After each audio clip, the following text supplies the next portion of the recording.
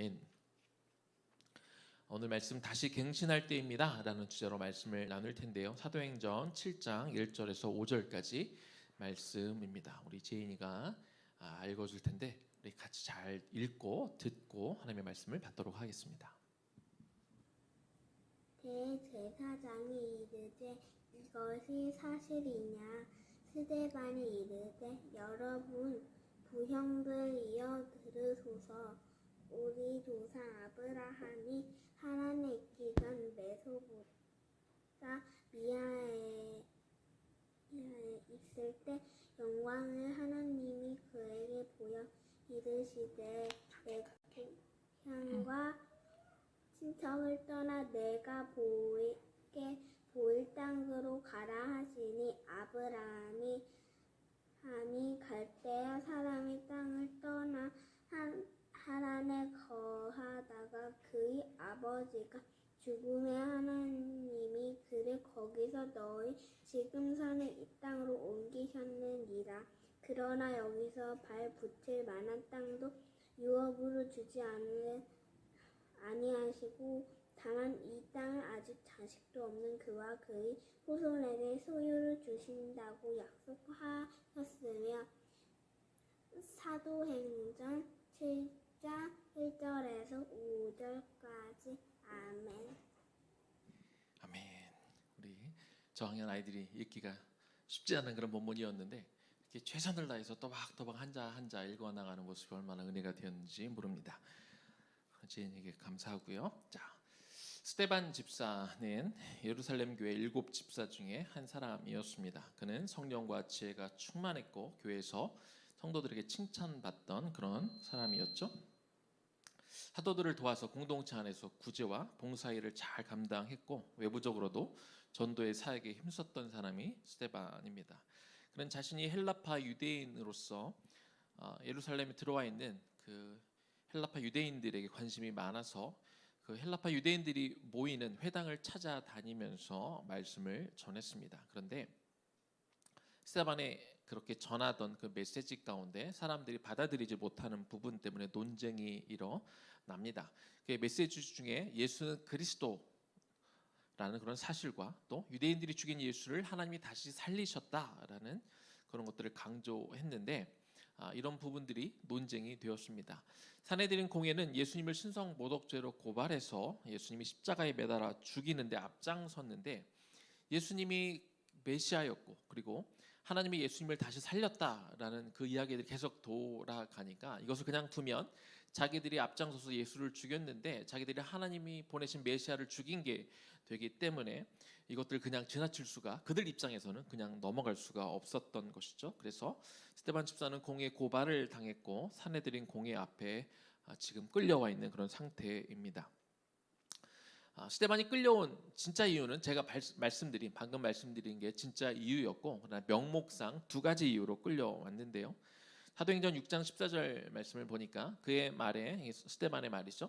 이 나사렛 예수가 이곳을 헐고 이곳은 성전을 말합니다. 성전을 헐고 또 모세가 우리에게 전하여 준 규례 이 율법을 고치겠다 함을 우리가 들었노라 하거늘 이곳에 이 2가지 죄목이 나오죠. 스데반의 죄는 첫 번째 성전을 모독한 죄입니다. 그런데 사실 스데반이 한 이야기는 자신의 이야기가 아니라 예수님이 이미 생전에 하셨던 말씀을 인용한 것입니다. 요한복음 2장 19절에서 22절에 예수님이 이런 말씀을 하셨죠. 예수께서 대답하여 이르시되 너희가 이 성전을 헐라 내가 사흘 동안에 일으키리라. 유대인들이 이르되 이 성전은 46년 동안의 지었거늘 네가 3일 동안에 일으키겠느냐 하더라. 그러나 예수는 성전된 자기 육체를 가리켜 말씀하신 것이라. 죽은 자 가운데서 살아나신 후에야 제자들이 이 말씀하신 것을 기억하고 성경과 예수께서 하신 말씀을 믿었더라.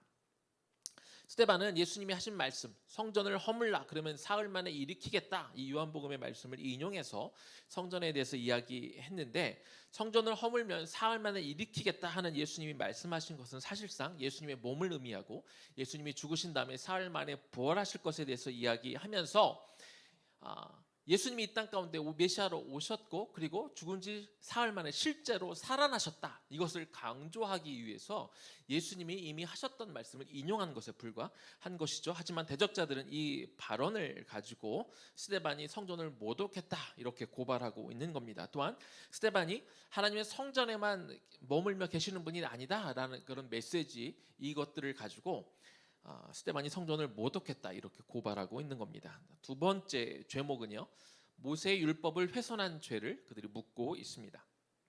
마태복음 5장 17절에 또 예수님이 하신 말씀입니다. 내가 율법이나 선지자를 폐하러 온 줄 생각하지 말라. 폐하러 온 것이 아니요 완전하게 하려 함이라.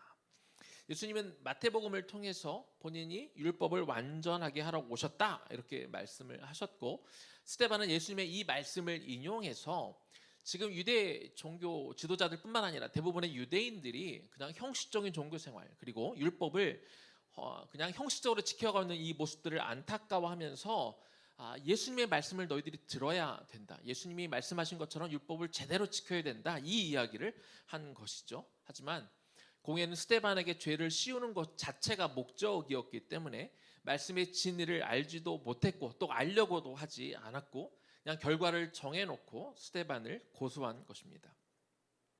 당시 재판관은 대제사장이었던 가야바였는데 이제 스데반을 신문하죠. 오늘 1절 말씀입니다. 대제사장이 이르되 이것이 사실이냐?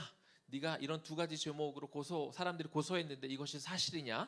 이렇게 묻습니다. 그리고 이 신문에 대해서 스데반이 이제 답변을 하는데 2절부터 53절까지 굉장히 긴 문장들인데 이것이 스데반이 답한 내용들입니다. 스데반의 이 답변한 내용은요, 보통 자신이 고소를 당했고 이렇게 변론할 기회를 주면 자신을 무죄를 증명하기 위해서 변론을 하는 것이 일반적이지만 이미 이전에도 우리가 보아왔죠. 지난주에도 우리가 말씀을 읽으면서 여러분 보셨겠지만 사도들 역시 마찬가지 죄목으로 끌려와 신문을 당할 때 어떤 사도도 자기를 변호하기 위한 이야기를 한 적이 없죠. 다 그들에게 말씀, 복음을 전했습니다. 스데반도 마찬가지입니다.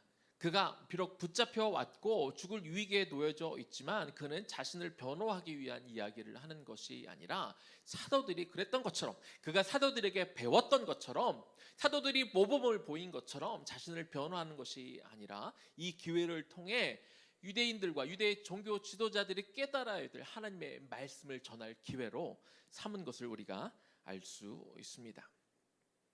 그런데요, 저도 사실 다시 한번 이 말씀을 읽기 전에도 느꼈는데 이 공회원들이 질문한 질문, 왜 너희가 이런 일을 행했느냐라고 했을 때 스데반이 답한 내용을 보면 동문서답처럼 느껴졌었습니다. 사실 저도 잘 읽어보지 않아 그냥 읽어보면서 왜 이런 얘기를 갑자기 하지? 왜 갑자기 이스라엘 전체의 역사를 다 이렇게 개관을 하지? 라고 잘 이해를 못했었는데 오늘 이번 주 말씀을 준비하면서 이런 이유 가운데 스데반이 이런 역사를 쭉 이야기했구나 제가 이제 깨닫게 되었는데요. 그 스데반의 긴 이야기 중에서 오늘은 2절에서 5절까지 말씀을 다시 한번 우리 여러분들과 나누면서 왜 스데반이 이런 이야기들을 종교 지도자들에게 했는지 그리고 저와 여러분에게 오늘 주는 메시지는 무엇인지 나누어 보도록 하겠습니다.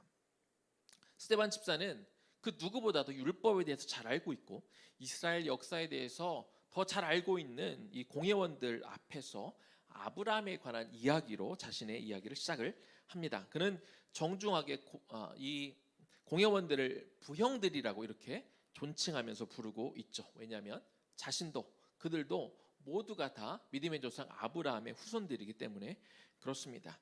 사도행전 7장 2절입니다. 스데반이 이르되 여러분 부형들이여 들으소서. 우리 조상 아브라함이 하란에 있기 전 메소포타미아에 있을 때 영광의 하나님이 그에게 보여.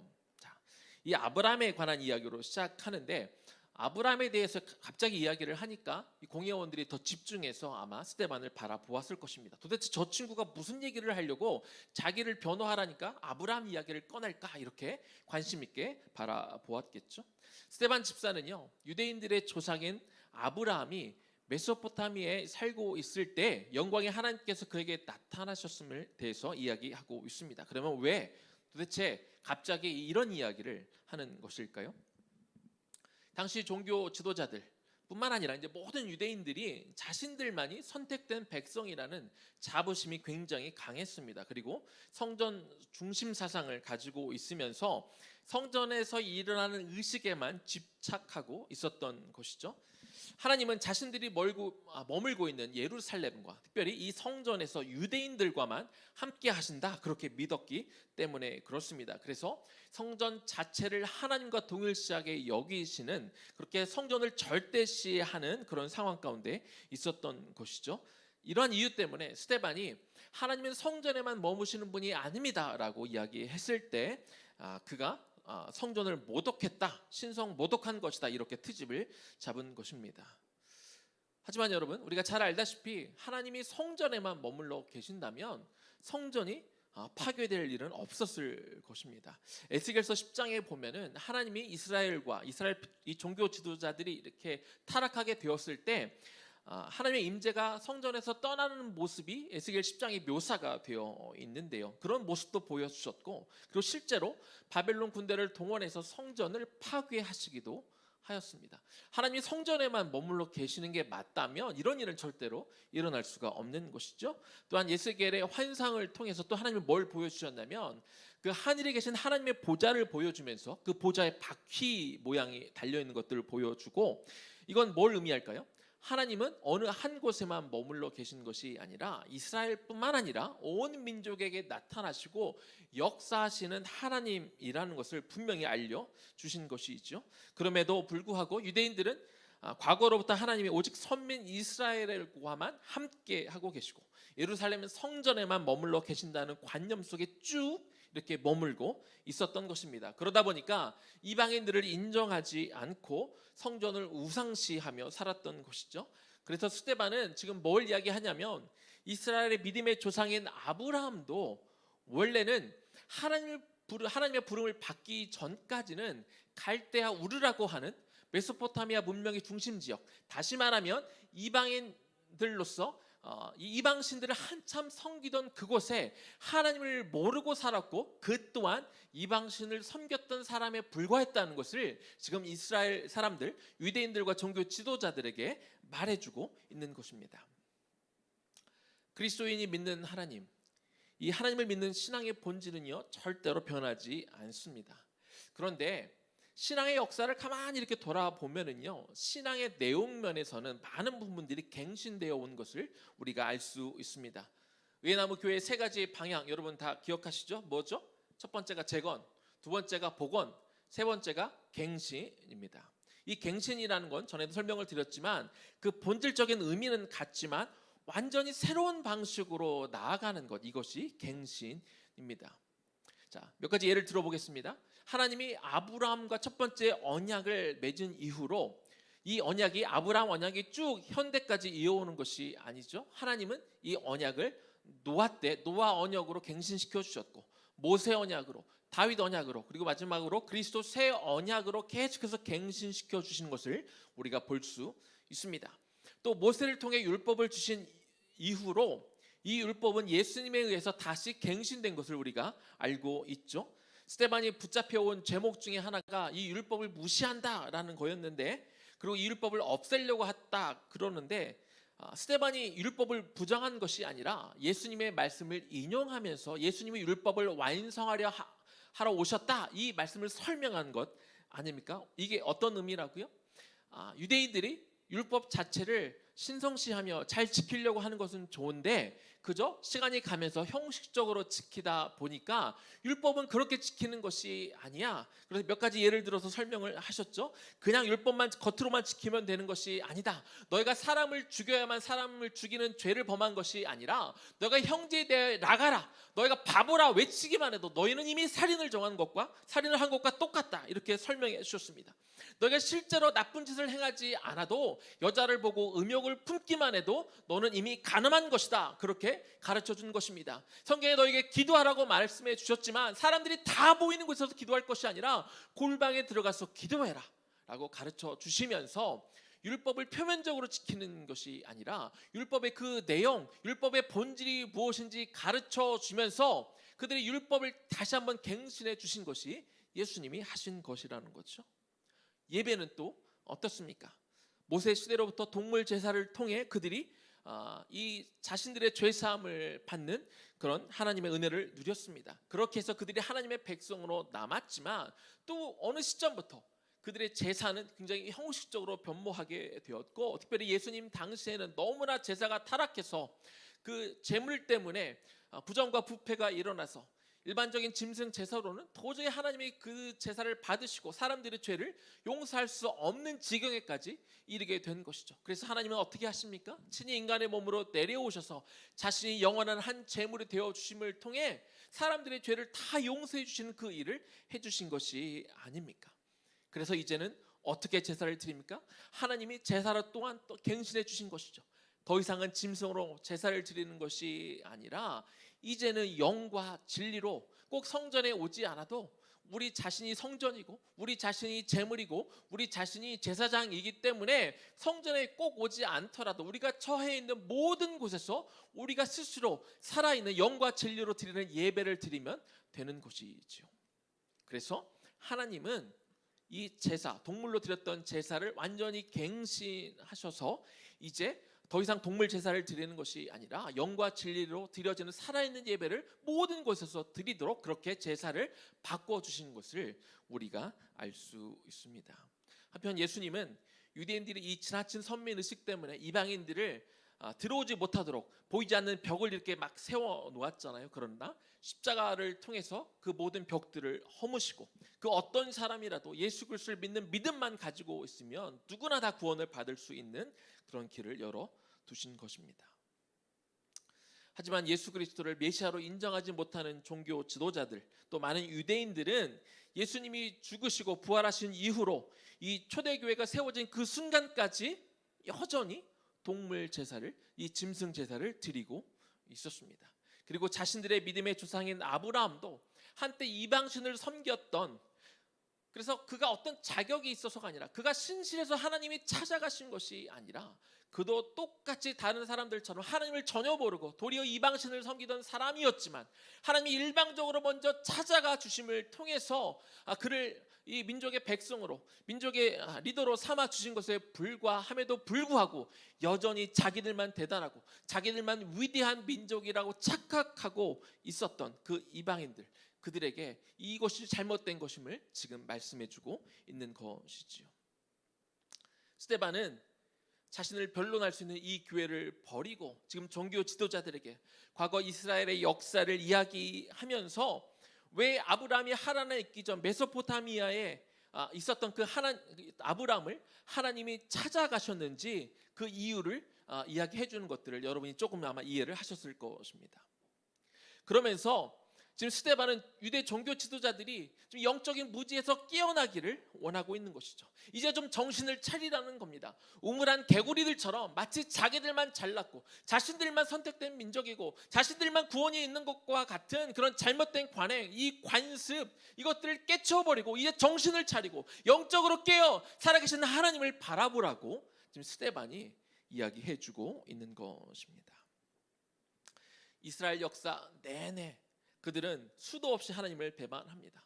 우상을 계속해서 섬겼고 산당에 가서 존재하지도 않는 신에게 기도했고 하나님 대신 주변 나라들을 그렇게 의지했습니다.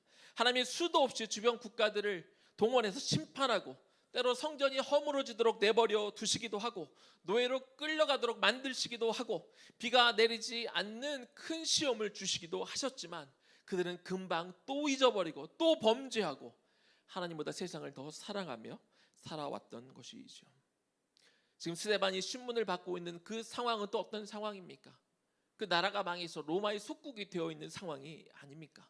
말라기 선지자 이후로 무려 400년 동안 이 세례 요한을 하나님이 보내셔서 예수님의 앞서서 보내셔서 말씀하기 전까지 이 암흑기를 지나왔고 드디어 비로소 하나님이 예수 그리스도를 보내주셔서 참 메시아를 보내주셨음에도 불구하고 그들은 메시아를 알아보지도 못하고 예수님이 하신 말씀을 깨닫지도 못하며 예수님을 거부하고 있었던 것입니다. 이런 백성들을 향해, 이런 종교 지도자들을 향해 너희가 하나님이 보내주신 그 메시아를 깨닫지도 못하면서 그 율법에 대한 가르침을 이해하지도 못하면서 너희가 어떻게 그런 종교 지도자들이라고 말할 수 있느냐? 자신들이 받았던 그 백성들에게 받았던 그 존경, 그들의 위엄, 이것이 다 예수님에게 다 없어질까봐, 사라질까봐, 옮겨질까봐 벌벌 떨고 있는 그들의 모습들을 바라보며 스데반이 안타까운 마음으로 종교 지도자들에게 이제는 좀 정신을 차리라고 그렇게 말씀하고 있는 것이지요. 스데반은 영광의 하나님이 아브라함에게 하신 말씀을 또 계속해서 소개합니다. 오늘 본문 3절과 4절입니다. 이르시되 네 고향과 친척을 떠나 내가 너에게 보일 땅으로 가라 하시니 아브라함이 갈대아 사람의 땅을 떠나 하란에 거하다가 그의 아버지가 죽음에 하나님이 그를 거기서 너희 지금 사는 이 땅으로 옮기셨느니라. 우리가 잘 아는 것처럼 아브라함의 아버지 데라하고 아브라함이 하나님의 말씀을 듣고 순종함으로 메소포타미아 지역을 떠납니다. 그러다가 유브라데스강 상류에 위치한 하란에서 멈추게 되죠. 메소포타미아 문명의 끝자락인 하란, 거기를 넘어가면 문명지대가 아니기 때문에 겁이 나서 그의 아버지와 아브라함이 멈추게 되고 그냥 거기에서 적응하며 살다가 아버지가 죽게 됩니다. 그런데 아브라함이 나이 75세가 되었을 때 하나님이 다시 아브라함에게 나타나셔서 똑같은 말씀을 하시는 거죠. 그래서 내 본토 친척 아비집을 떠나 내가 지시할 땅으로 가라, 이 말씀에 순종함으로 아브라함이 이미 한 번의 실패를 경험해서 더 어려웠겠지만 그러나 그가 순종함으로 그 길을 떠나게 되어 믿음의 조상이 될 수 있었습니다. 아브라함이 그 길을 떠날 때 하나님이 약속하신 것들이 있죠. 내가 너에게 줄 땅이 있다. 또한 내가 너의 자손들을 하늘의 별처럼 바닷가의 모래알처럼 주겠다, 그런 약속을 하셨습니다. 그런데 사도행전 7장 5절 말씀을 보니까 그러나 여기서 발붙일 만한 땅도 유업으로 주지 아니하시고 다만 이 땅을 아직 자식도 없는 그와 그의 후손에게 소유로 주신다고 약속하셨으며, 하나님이 약속하셨던 그 축복은요 아브라함 당대에 이루어지지 않았습니다. 하나님이 분명히 가나안 땅을 주신다고 약속하셨고 많은 자식들을 주겠다고 약속하셨지만은요 아브라함이 그가 살아 생전에 얻었던 땅은 그의 아내 사라를 묻을 막벨라 굴 그 조그만 땅 하나를 얻었을 뿐이고 또 외아들 이삭 하나만을 그가 가졌을 뿐입니다. 아브라함은요 사실 하란에서 너무 잘 살고 있었거든요. 족장으로서 자신들의 재산을 형성하고 잘 살고 있었는데 하나님의 말씀에 순종해서 그래서 그가 떠났더니 기껏 뭘 얻었다고요?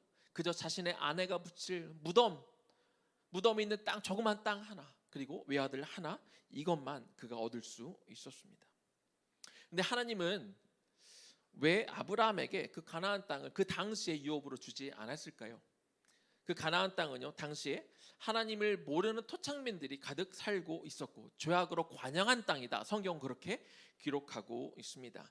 아브라함이 그 당시에 그 적은 숫자로 그 가나안 땅을 차지했다면 금방 그 식구들은 가나안 땅의 문화와 사람들에게 동화되어서 믿음의 조상으로 남기 어려웠을 것입니다. 이후로 하나님은 아브라함의 후손들을 통해 가나안 땅에 가게 하시고 그리고 그 땅의 죄를 심판하신 후에 그 땅을 정결하게 하신 이후로 그 후손들에게 그 땅을 허락하신 것이죠.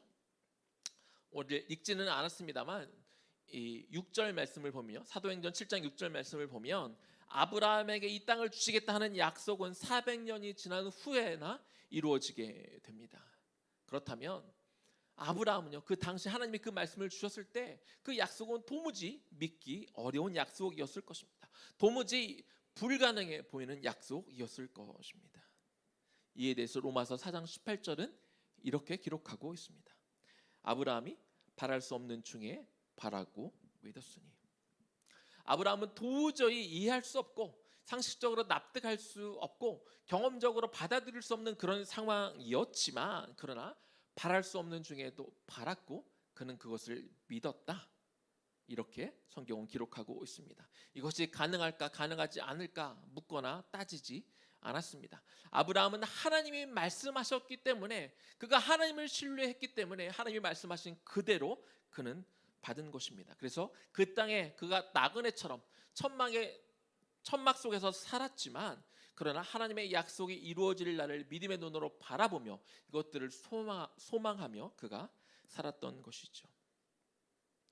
당시 유대 종교 지도자들은요 예수님이 어디 출신이에요? 나사렛 출신의 목수인 것을 알고 있었습니다.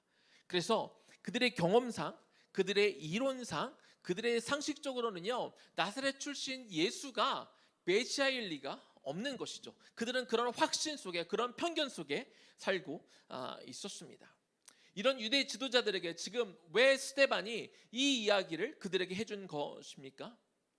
이 믿음의 조상 아브라함에 대해서 예로 들면서 지금 무슨 이야기를 하고 있냐면, 하나님이 일하시는 방식은 사람이 일하는 방식과 다르다는 거예요. 사람들이 상식적으로 생각하는 것, 사람들이 경험적으로 이해할 수 있는 것, 사람들이 과학적이고 이성적으로 이해할 수 있는 것들을 초월해서 일하시는 분이 하나님이 일하는 것을 지금 말해주고 있는 것입니다.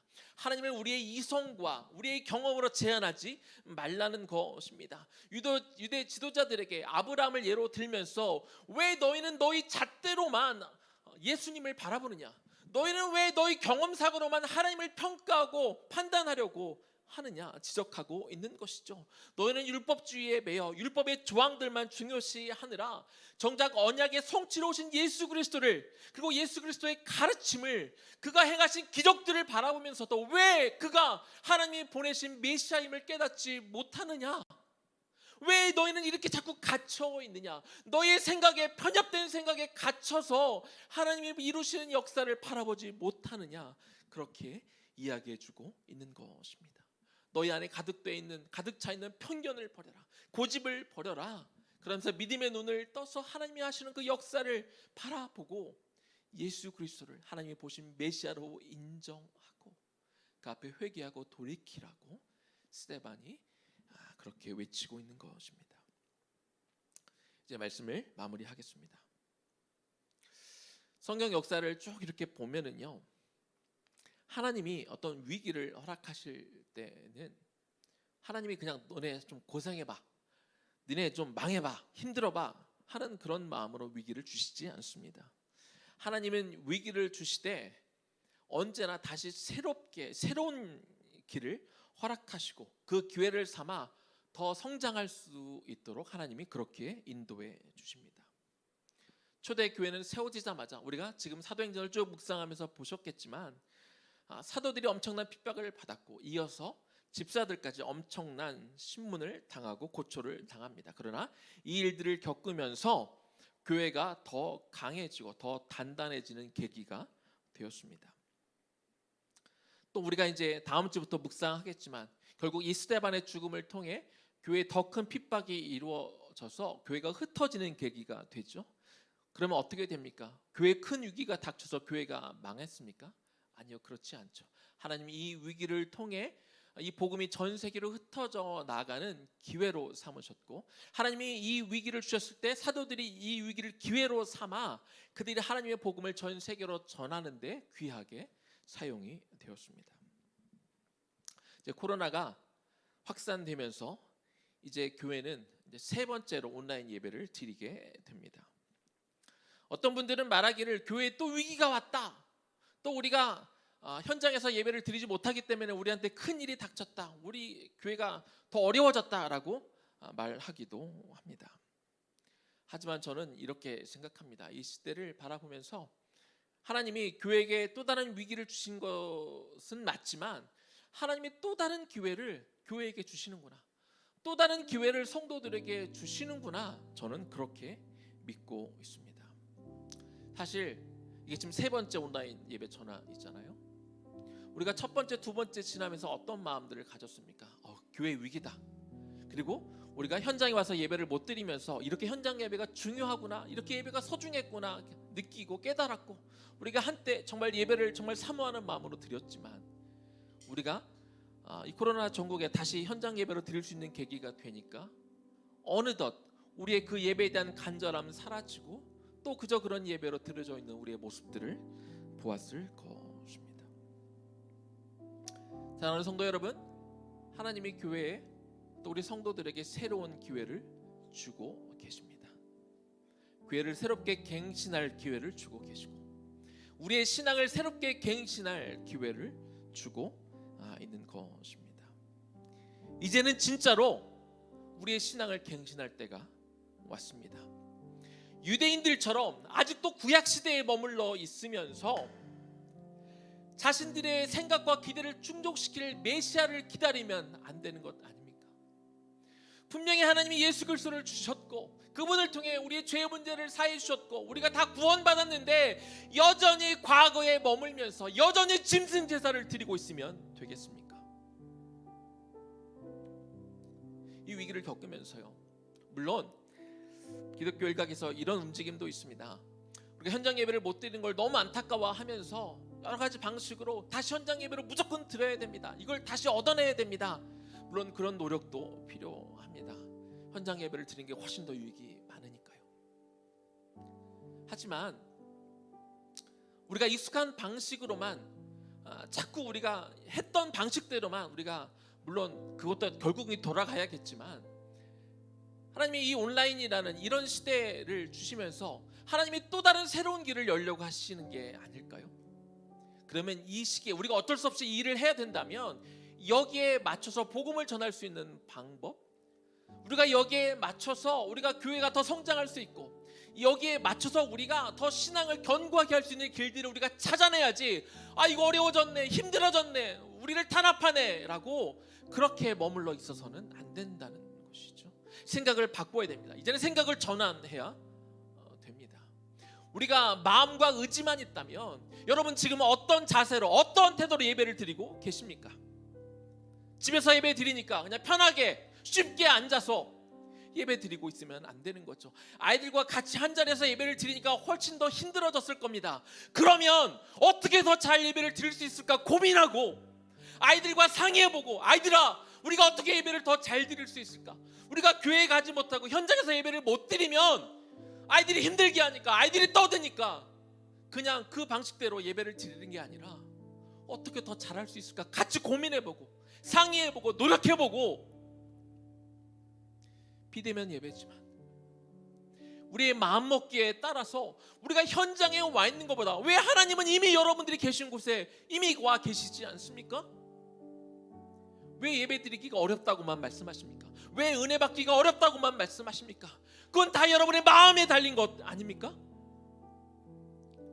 우리가 마음을 새롭게 하고 정말 하나님에 대한 열정이 있으면, 예배에 대한 사모하는 마음이 있으면 우리가 어디서 예배를 드리건 우리가 어떤 환경에 처해 있고 우리가 더 하나님과 깊은 신앙 가운데 들어갈 수 있는 거예요. 여러분, 이 팬데믹이 끝났을 때 이 팬데믹 때문에, 코로나 때문에 여러분의 신앙이 떨어졌다고 말하지 마십시오. 그렇게 무책임하게 말하지 마십시오. 그건 여러분의 마음이 없었던 거예요. 여러분이 노력하지 않은 거예요. 여러분이 그냥 굴복한 거예요. 오늘은 예배 전에도 말씀을 사모하는 한 분과 줌으로 성경 공부를 했습니다. 마음만 있으면은요, 얼마든지 이 시간들을 통해 우리가 더 하나님과 깊이 갈 수 있는 거예요. 하나님은 우리에게 위기를 허락하시면서 그냥 주저앉으라고 위기를 주시는 게 아닙니다. 절대로 그러지 않으세요. 새로운 기회를 가지라고. 그래서 우리가 생각하는 어떤 생각들, 과거에 익숙했던 것들, 거기서 벗어나야 됩니다. 그렇게 노력해야 돼요. 과거 기독교를 핍박하던 종교 지도자들, 유대인들, 하나님을 믿고 따르는데 정말 열심이었습니다. 그러나 그들의 열심은 그리스도를 알아보지 못한 영적 무지에서 일어난 것들이었죠. 아무리 수백 수천 마리의 제물을 가져와서 하나님 앞에 제사를 드린다 한들 하나님이 이제 더 이상 그 짐승 제사를 받지 않으시는 것이죠. 내가 과거에 하나님을 잘 믿고 열심히 섬겼다는 그 과거에 여러분 머물지 마시기 바랍니다. 나는 그래도 열심히 신앙생활하고 난 열심히 교회 다니고 헌금도 하고, 거기에 머물러 있지 마십시오. 내가 거기에 머물러 있으면 하나님을 인정하지 못하고 하나님이 보내신 예수 그리스도를 메시아로 인정하지 못하고 여전히 짐승 제사를 드리고 있던 유대 종교 지도자들과 하나도 다를 게 없는 것입니다. 지금은 여러분, 나를 돌아봐야 되는 시점입니다. 내 신앙을 있는 모습 그대로 성찰하고 내 신앙을 갱신해야 될 때입니다. 스데반 집사가 당시 종교 지도자들을 향해 외친 설교의 말씀을 통해 이 코로나 시대를 겪으면서 누가 나에게 말씀해 주기를 기다리지 말고요, 하나님이 왜 이 시기를 또 허락하셨나, 나에게 무엇을 말씀하실지, 제가 오늘 이 설교를 하면서 여러분이 스스로 어떻게 갱신해야 되는지 제가 다 말해줄 수 없습니다. 그건 의미가 없어요. 그건 여러분이 찾아야 됩니다. 묵상하고 고민하면서 치열하게 고민하면서 내가 이 시기를 어떻게 넘어갈 것인가, 내 신앙을 어떻게 진단할 것인가, 내가 이 시대에 뭘 바꿔야 될 것인가, 내가 어떻게 이 비대면 예배 시간에 내가 하나님을 어떻게 대면하며 나아갈 것인가, 그건 여러분이 스스로 하셔야 됩니다. 이번에도 적당히 넘어가려 하지 마시고 나는 누구고 나는 내 신앙은 어디쯤 와 있는지 확실히 점검해서 생명력 있는 신앙, 분별력 있는 신앙, 과거에 머무르지 않고 그리스도의 장성한 분량을 향해 나아가는 그 기회로 삼아 여러분이 신앙이 갱신되어 더 깊이 하나님과 만나는 시간으로 여러분 그렇게 활용할 수 있기를 주님의 이름으로 간절히 축원합니다. 아멘. 오늘 들은 말씀을 우리가 기억하면서 우리 주님을 보게 하소서 우리 함께 찬양하고 기도하겠습니다.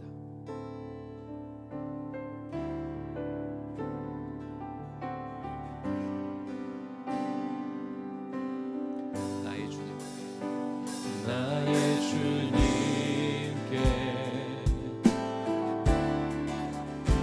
찬양 드리며 그 크신 사랑 주임째 감사해. 어두움 속에 찾아오셔서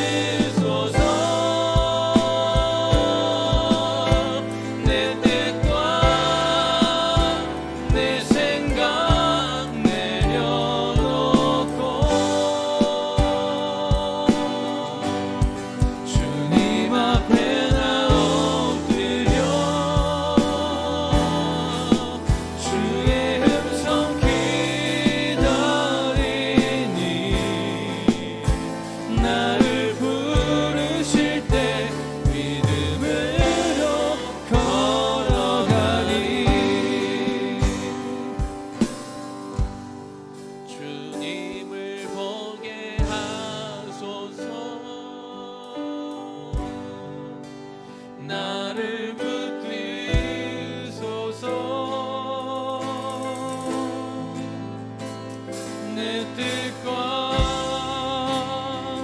내 생각 내려놓고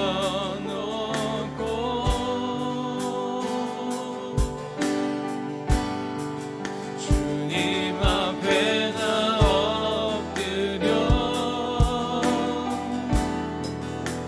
주의 음성 기다리니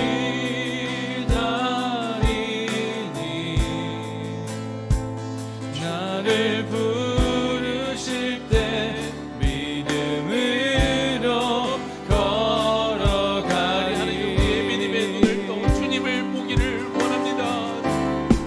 주님을 보게 하소서. 나를 붙드소서.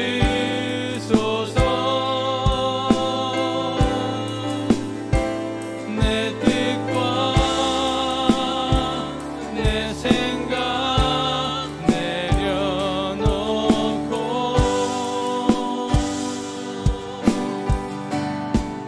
주님 앞에 나 엎드려 주의 음성 기다리니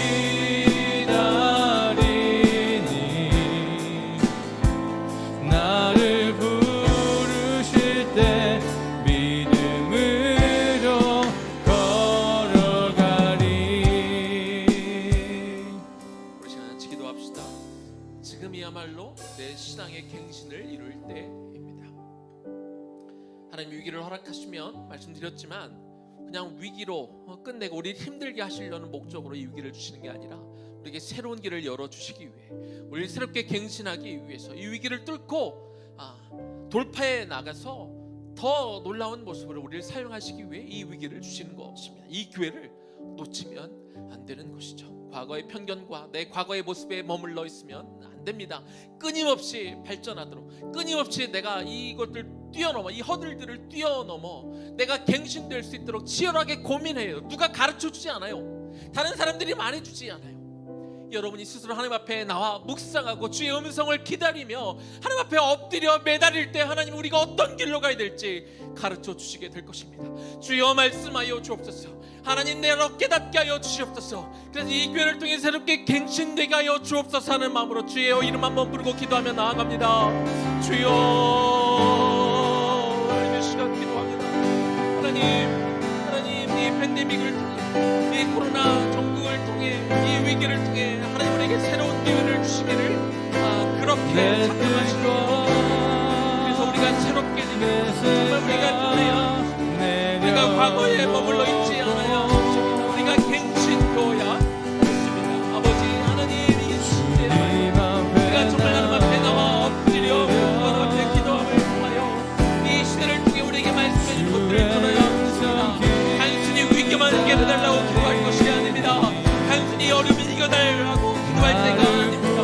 하나님 나를 돌이켜야 됩니다. 우리가 돌아봐야 됩니다. 하나님 우리가 바뀌어야 됩니다. 우리가 갱신할 때가 맞습니다. 교회가 그렇고 우리 남은 교회 공동체가 그렇고 우리 각 신앙이 그렇습니다. 우리 비즈니스도 마찬가지이지요. 하나님 이 시간들을 통해 하나님 앞에 엎드리까요 하나님 단순히 이 어려움만 해결해달라고 하는 이것은 아무런 의미가 없습니다. 주여 이 시기까지 주여 우리에게 말씀하시는 것들이 무엇입니까? 내가 무엇을 바라고 무엇을 점검해 하나님 내 뜻과 우리 생각되는 앞에 내려놓게 하여 주시옵소서. 우리가 마음으로 주님 앞에 엎드리게 하여 주시옵소서. 주여 이 시기를 통해 하나님 우리에게 전하고자 하는 메시지를 시간을 원하며 기도합니다. 주여 우리가 믿음의 이 길을 우리가 걸어가게 하여 주시옵소서. 우리가 이 기회를 놓치지 않기를 원합니다. 이 기회를 우리가 놓치지 않고 우리에게 말씀해 준 것들을 듣는 우리가 되기를 하오니 하나님 하나님 우리가 나를 우리가 이 시간 하나님 앞에 붙들소서. 주여 이 시간 당신의 손 앞에 우리가 이 시간 엎드려 내 뜻과 주여 내 생각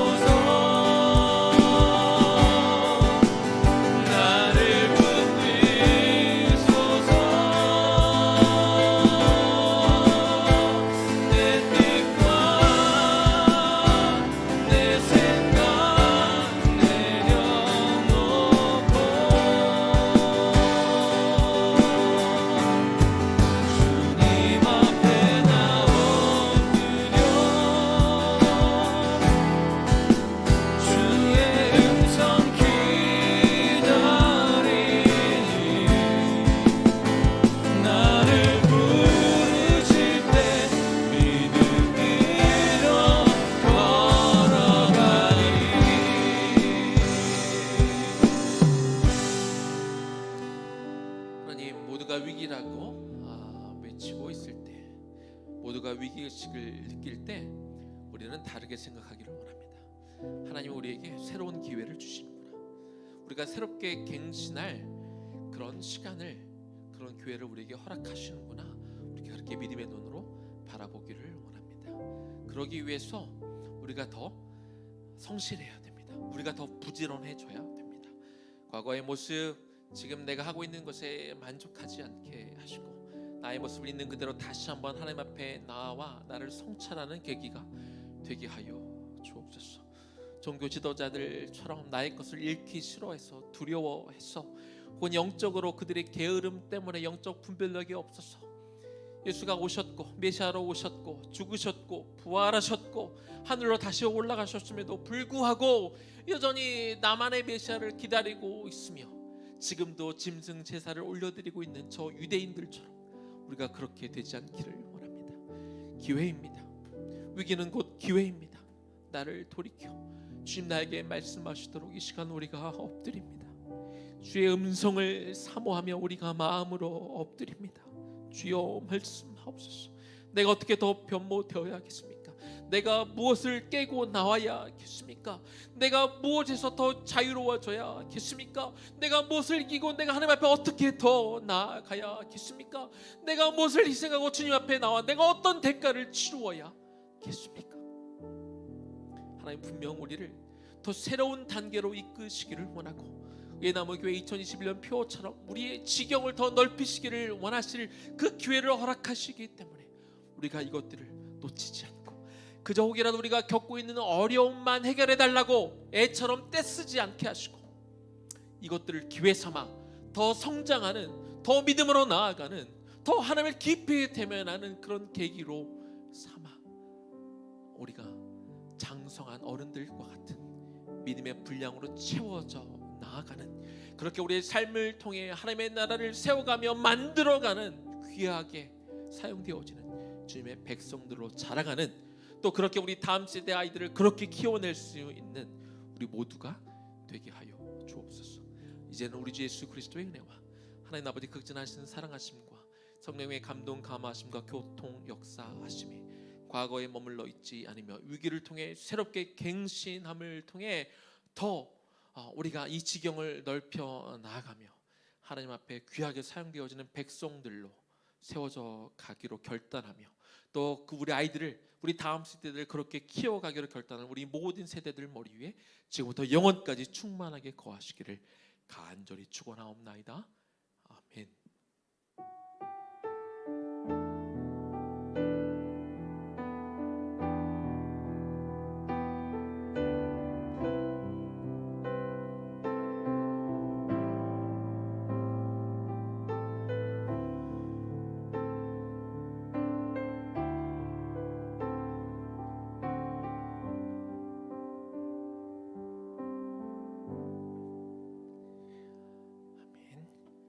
이제 우리 바로 20분부터 우리 주일학교 시작하도록 하겠습니다. 아마 담당 목회자들이 또 선생님들이 미리 아마 링크 보내주셨을 텐데 아이들 잘 준비해서 주일학교 잘 드릴 수 있도록 도와주시고 우리 한 주간 또 승리하시기를 축복합니다.